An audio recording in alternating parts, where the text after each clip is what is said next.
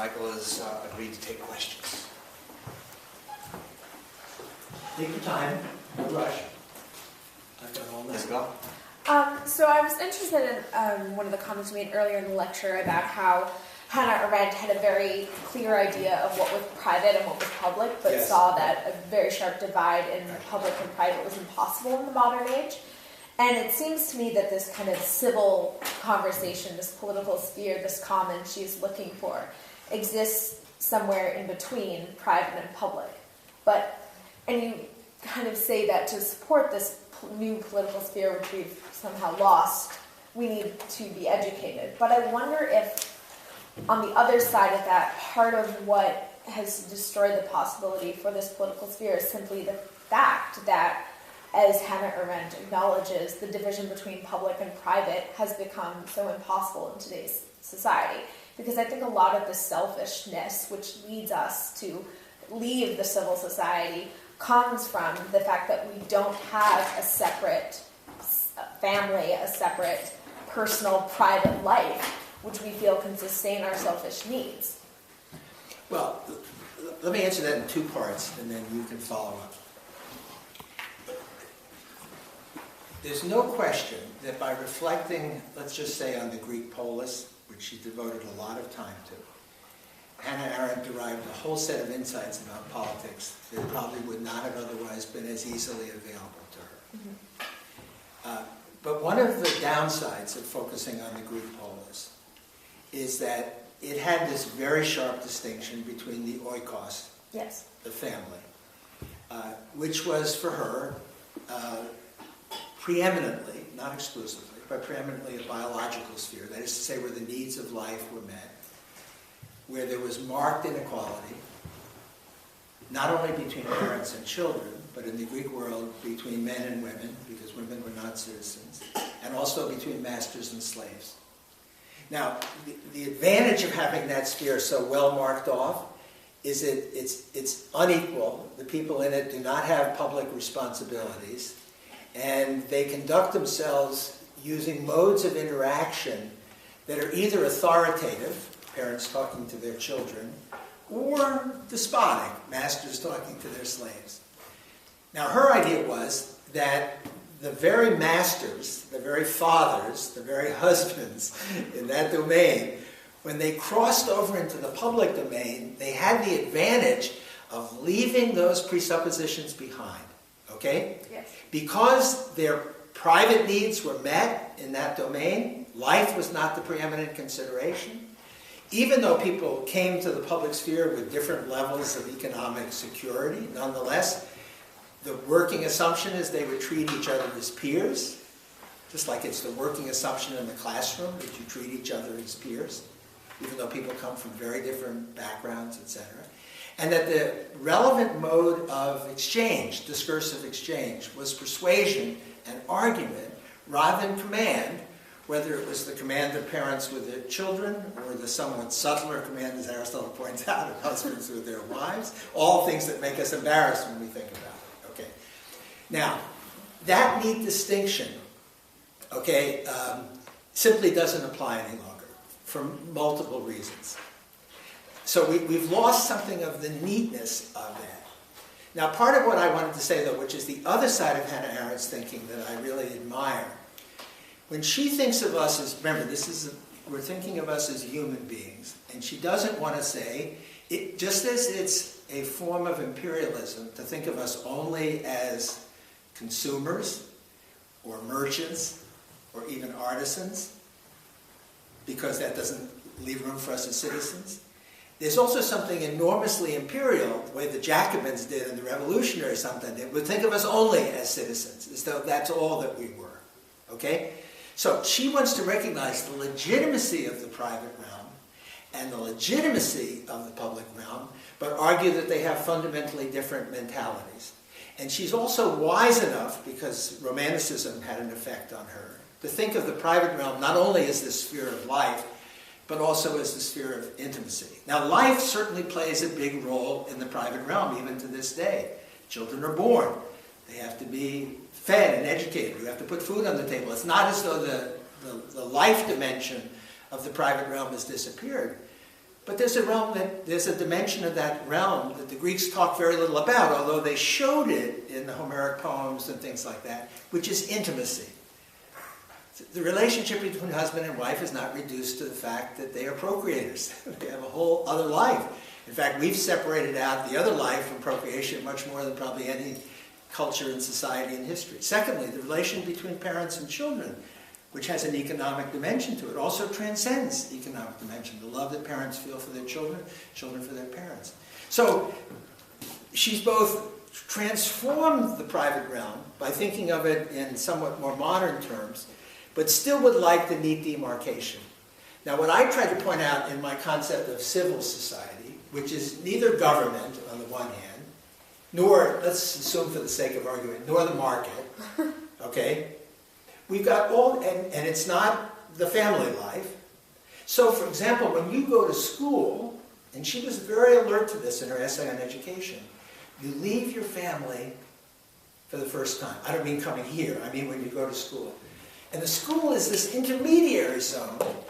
You're not yet a citizen, but you're not just little boy McCarthy, okay? You're gradually acquiring a whole set of skills, arts, hopefully virtues, that will enable you, and there are many different schools that we go through, and I don't mean just, I mean there's the institutional school, but there's the school of friendship, and there's the school of performing on athletic teams, and there's a whole array of schools that we go through, culminating in the college, which is the last of the schools for citizenship, I think, in which we acquire capacities, skills, mentalities, ways of looking and thinking about things that allow us, in principle, not necessarily in fact, to honor the requirements of these multiple dimensions of our existence.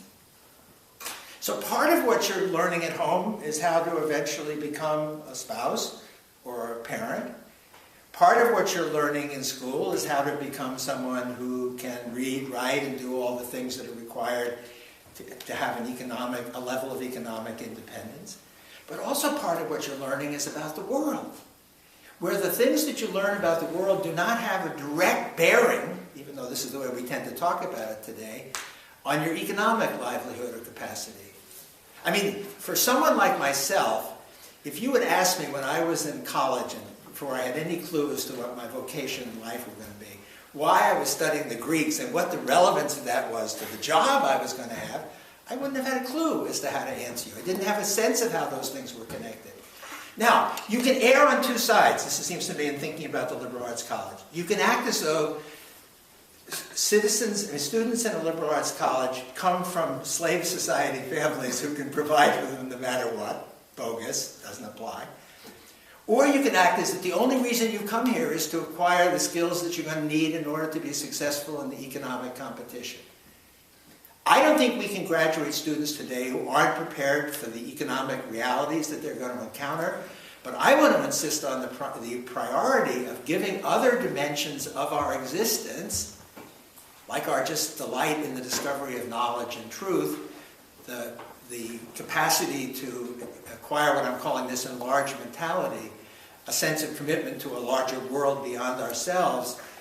If those things are not cultivated in college, places like liberal arts colleges, or in some homes, but lots of not other homes, there's no way that the young people, when they get into this culture which is dominated by economic thinking, etc., are going to be able to hold on to it.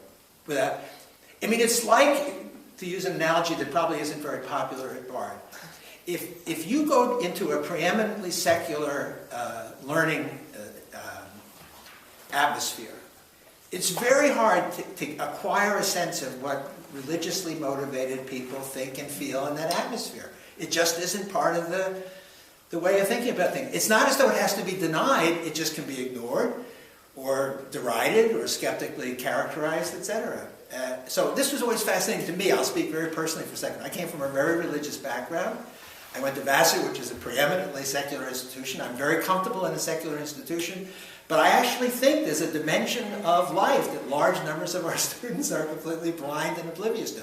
I don't use the classroom to make that point, except theoretically, as I'm doing now. But it doesn't mean I don't think it. So just as I think that large numbers of people don't have the civic sense, I think they don't have the religious sense, I think most of them don't have one of the things that I discovered in college and I never had a clue it existed, the idea that learning can be for its own sake. Now, can I treat learning for its own sake exclusively? I didn't tell my children that. I told them you're going to have to get jobs when you get out. So you have to learn how to somehow live with these tensions in your thinking. Okay, that's a long answer to a short question. Further questions? Yeah. Oh, sorry. You call a question. I wonder if then you would say that all education is civic education. No, I don't think that. Okay. No. Because I think we are citizens, but we're also parents, lovers, friends. Friends gets closer to the civic education thing. Hannah Arendt has this great image. What do friends share preeminently is their love of the world. The world is what comes in between them. This is why friends and lovers are so different, she says. Some of her metaphors are wonderful. When lovers come together, it's like in the song from West Side Story, the world goes away. I mean, because why? They're focused on each other. They don't want anything in between them. So this shows up in the way they hold each other, make love to each other, etc. Now, the world comes back with a vengeance. Children. So Children come precisely between the lovers, and it takes a long while to recover the loving dimension in that. Okay, what about friends? Friends celebrate periodically, on birthdays or something like that, their friendship.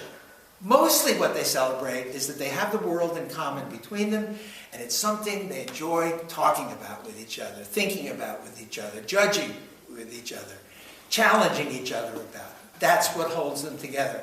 And this is why so many marriages, I'm really going astray here, but so many marriages fail because it's just really hard to sustain the electricity of love between the couple. They have to become friends sharing this world, which doesn't mean that friendship dimension can't be eclipsed at any time. It can be charged any time Eros really reasserts itself. But you can't expect the electricity of early love to hold over the course of 50, 60 years. You've got to have that civic friendship that grows up between you. So it's not the only, it's not all education is in civic dimension. All education isn't civic, but there's a civic dimension to all good education. Okay, so can I rephrase my question? Yeah, sure.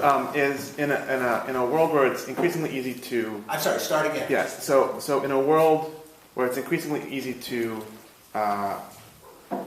only listen to people who agree with you? I'm sorry? In a world where it's increasingly easy to only listen to people who agree with you. I agree.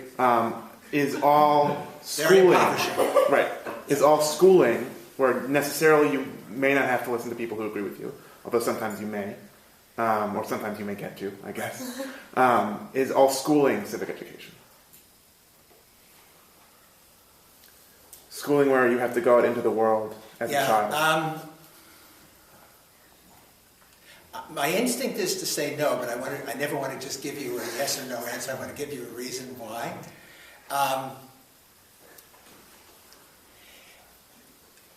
If you think of the world as having both a public and a private dimension, then all schooling is worldly education. Mm-hmm. But some of it's preparing you for your private responsibilities, and some of it's preparing you for your public responsibilities, and some of it, if I'm right, about the religious dimension of it, is preparing you to love God. And even though that love carries over into the world, my conception of the divine is not hostile or antagonistic in any way to the world, there's something also good about putting the world behind, stopping to think about politics, not because it's ever going to be settled, and stopping to think about your family, and thinking about creation. Thinking, this is what contemplation was trying to preserve. It's a dimension of education we've lost almost entirely. It's what's present when you look up at the evening sky, even if you're not religious, and you have a sense of awe, or you go into a mountain range, you have a sense of awe, or you stare at the sea with its extraordinary power. And in those moments, you forget Obama and Romney, and you forget Emily and Sarah and Mariah McCarthy, all right? And you're just struck by belonging to something enormously bigger than yourself. Okay? Can I just quickly follow up Yeah, on that briefly? sure. I mean, for Arendt, education was not to be political. Right. And it was also to be private. I mean, it's private and social in a way. Yeah. But right. Josh asked this question of you. Well, in more and more we hang out with people with whom we agree. Right. In school, don't we hang out with people we don't agree? But she argued for the right for parents to send their kids to segregated schools. She did. She and her idea of education was to lead someone into the world. Right. But it was a world that was not necessarily a common world.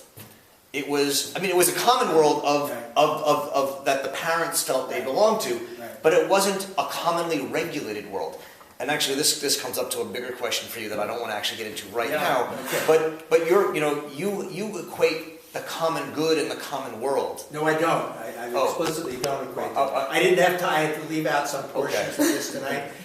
I actually think that they're not the same, though I don't think they're unrelated, and the word common is going to provide. But I think she has much more suspicion of the common good. Yes, she does. Much and you more. know that. Yeah. I know that you know that. Right. So I don't. But no, because you talk about it in your book. But here's a question in which, for her, education is not about a common good. It's about leading people into a common world, which may be a world that people I agree with and that other people don't agree with. Education, for her, is distinct from learning. That's the first thing. She wants education to come to an end. She wants learning to go on for the rest of our lives. So you don't stop learning when you graduate from Bard. That's the first thing. Second thing, the school, which is the symbol of where education takes place for her, at least a lot of education, is neither the home, so you're not just in the protective enclosure of your parents, nor is it the world, which is this place for her where there's a bright public light shining down on you and where growth and the conditions of growth are not given much importance. You may not be ready for the public stage, but once you're on it, you're going to be judged by the canons of public life. That's the second thing. So this is this intermediary stage. Now, thirdly, she was very leery of one metaphor that the Greeks especially loved, which is the metaphor based on radically different levels of intellectual competence, or putting it more explicitly, radically different levels of knowledge. So she didn't want the relationship between citizens, which she thought was always premised on a kind of fundamental equality, to be modeled on that between the master and the apprentice, between the teacher and the student, okay? Because those relationships, which is where she thought authority really obtained, not the authority of parents, but the authority of teachers. Now, what is your authority in the classroom when you're teaching at a liberal arts college? Well, I could hear across the hall. They were quiet when you were speaking. That's an implicit acknowledgement of your authority. They read the books that you chose. That's an implicit acknowledgement of your authority. They show up at the times. I can go on through all the ways. They're not going to at no place like Bard or Vassar is anyone going to celebrate the merits of authority. But Hannah Arendt was unapologetic. Trust me, I do, yes. No, she was unapologetic. All right. So what she didn't want was authority to be present in the public realm, because she thought that was inappropriate, since it was based on a fundamental structure of inequality. So what does the teacher's authority rest upon? It rests upon, if it's real as opposed to pseudo, it rests upon knowledge that the students need but do not possess, and the teacher's dual responsibility for bringing them along so that when they graduate, they're going to be peers, and caring enough about the world to protect that world from them so that they don't enter it as barbarians. Okay? And that's this double thing that's going on in the classroom. It's why we are simultaneously sympathetic to their needs as growing, confused people, very much like ourselves in some ways, except younger. All right? And the notion that the world needs to have people to enter into it who are going to be given the rights and privileges and prerogatives that we grant them at graduation, who are ready for it. Okay? So that readiness is partly readiness not just for their civic education, because the world that they're entering, readiness for their economic vocation, readiness for their political vocation, readiness in some ways for their cultural vocation. That is to say, when they're not thinking about politics, which most people don't most of the time, and when they're not thinking about their job, it isn't just TV. They can enjoy music and art and nature and all these other things that are part of the richness of existence. And if you come from the right kind of household, you don't need great schools. But most of us don't. And that's why the school has to play this enormously compensatory role. Same. Yeah, so in your talk, I think what you talked about seemed to sort of parallel a lot of the things that we've been studying in the art seminar. And not surprising, right? But but at the same time, they seem sort of. I'm really confused because this That's is parallel but not similar. Yeah, that's what a diversity of opinions should do. All right. So it should. No. Let me just pick. I mean, that confusion is healthy. All right. It means that what Mr. Berkowitz is saying in the seminar and what you're reading from Hannah Arendt and what you're hearing from me, and he and I both care a lot for Hannah Arendt, is not going to be the same. Thank God. It would be boring as. If it were. Okay, so that preface aside, go ahead. Okay, so what I'm getting is civil society good, rise of society, rise of housekeeping bad. I didn't say that. Right. No, but... Right. Go ahead, I won't cut you off. Conformity bad and voluntary associations good.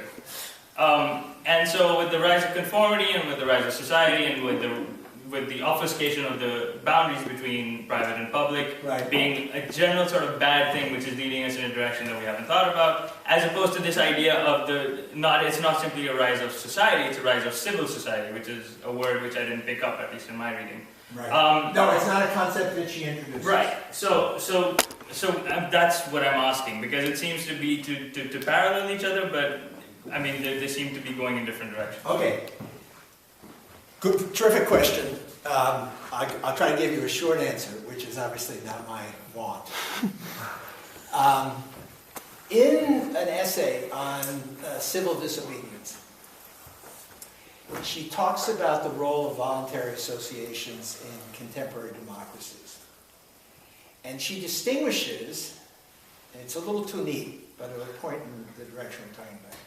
She distinguishes between associations of interest, where people, as remember I said, people come together for a particular interest that they want to pursue. There are goods in the private domain that bear on that, and they want their share of them for their group. And so labor unions would be like that, though they're not restricted to being associations of interest, but they are associations of interest. So are business corporations. So are colleges and universities. In one dimension of what they're about, they want to make sure their tax structure is preserved in Annandale. Is that where we are? Yes. Yeah. So that they have money to give to scholarship students and pay their professors, etc. So all of them have this pull between being associations of interest, but not exclusively associations of interest, and being what she calls associations of opinion, where what they want to do is to make sure in the public realm opinions are voiced and articulated and defended and represented that make points of view, make considerations of justice, for example, known and recognized in a way they wouldn't be in their absence. Okay, namely, let's say the political parties aren't doing the job. Part of the function of associations of opinion, whether it would be something like the NAACP or CORE or any of the civil rights groups, or something like the ACLU or Amnesty International. Now, Amnesty International is a really good example because the members of Amnesty International, the people who give money to Amnesty International, are not preeminently doing it because they think they're going to end up in prison. They're preeminently doing it because they're worried that all sorts of unjust imprisonments will take place. So they move more in the direction of what I'll call associations of opinion, whereas, let's say, business corporations, trade associations, lobbying groups move more in the direction of associations of interest. But it's not a hard and fast thing because, take churches, for example. Churches are both voices in the public realm. That's part of what they do, for good or ill, for wisdom or folly. But they're also looking out for the needs of their members. So this distinction between opinion and interest, which is very important to her, because she's prepared to defend civil society when it goes in the direction of association of opinion, not when it goes in the direction of association of interest. And what I tried to point out is, I just don't think that's a neat distinction any longer. Okay? That was part of my early part of my talk. That civil society has made this sharp public-private. If private means you're looking out for your own, and public means you're looking out for the whole, these are associations, many of which look out for their own and look out for the whole at the same time. Some of them are more expected to look out for the whole than for their own. Some of them don't look out for their own almost at all. I mentioned things like Amnesty International. But it's not neat and clean. And yet these are not parts of government. They're in the public realm. People join them voluntarily and leave them voluntarily. They don't have the strict obligations of citizenship. They don't have to pay taxes. You can contribute to Amnesty International or leave Amnesty International. I mean, so you can join churches or leave churches. So they have this new character, which is completely lacking in that public-private distinction as she saw it operative in the ancient world.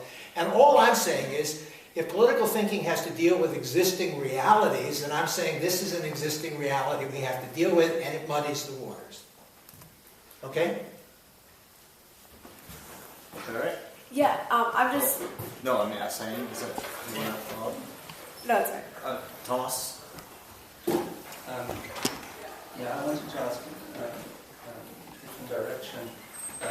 Since you were giving this synthesis of what you call Arendt's political humanism, Right. I was curious whether you could speak about where your entry point actually is, or was, to that question. My personal entry point. Well, the entry point, yeah, to address that question, and this leads to a second part, and I'm not sure whether I can, or the perspective. Sure. And I'm not sure whether I get the second part down, because it basically is, I've not quite understood yet, or I'm still in the process of understanding what you mean by humanism. Because on Arendt's political thought, for example, all you were talking about, the associations, acting, speech, and so on, I associate with her political thinking. Right. And when she talks about something where human is involved, it would either be something like human rights origins, something Not unrelated to that. Something like humanity, which comes up in the Eichmann book, The Crime Against Humanity, also earlier, but not an ism, right? Yeah. So it almost sounds to me as the political that it had the notion of building a community of political action or something like that. That's kind of the gist that, or not the gist. That's what I understood. I'm still looking for the point where where you bring the humanism in, and what this means in your reading, in your perspective. Well, let's start with humanism, Mm-hmm. and then we'll try to add the adjective to it. Okay. Okay?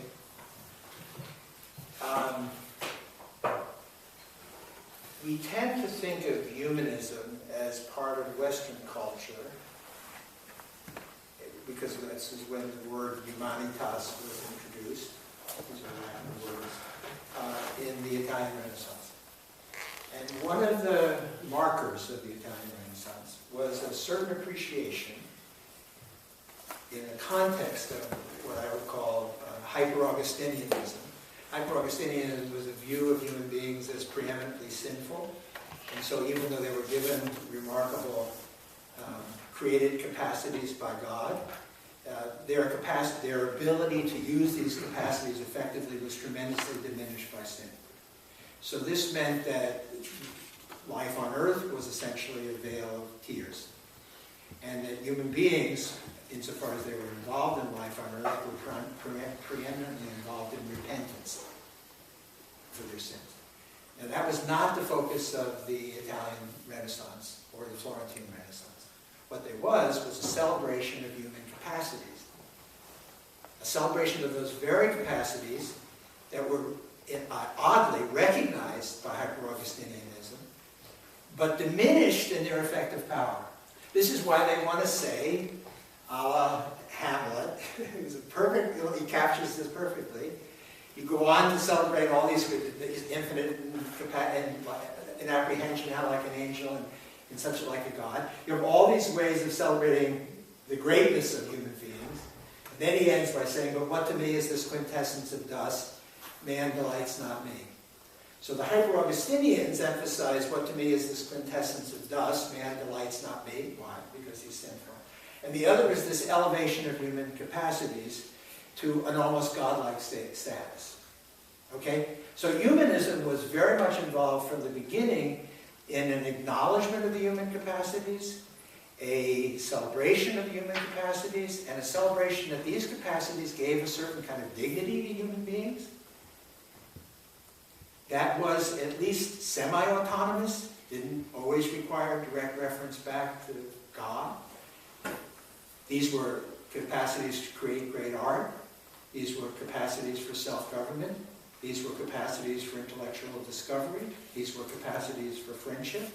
These were capacities to create a public culture. All the things that the Renaissance celebrated.